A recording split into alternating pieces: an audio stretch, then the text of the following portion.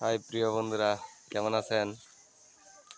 আশা করি সকলে ভালো আছেন। ইনশাল্লাহ আমিও ভালো আছি আপনাদের দোয়া। আজকে তো ঈদের চতুর্থ দিন। ইনশাল্লাহ কে কোথা থেকে দেখতেছেন আমার ভিডিওগুলো সকলেই জানাবেন। এই যে দেখেন আমাদের গ্রাম অঞ্চলের ভিউ ছাড়লেও পরেও তো নিশ্চয়ই দেখতেছেন। কি বলবো, অনেক সুন্দর একটা ভিডিও। তো আপনারা সবসময় পাশে থাকবেন আর সুন্দর সুন্দর ভিডিও পাবেন।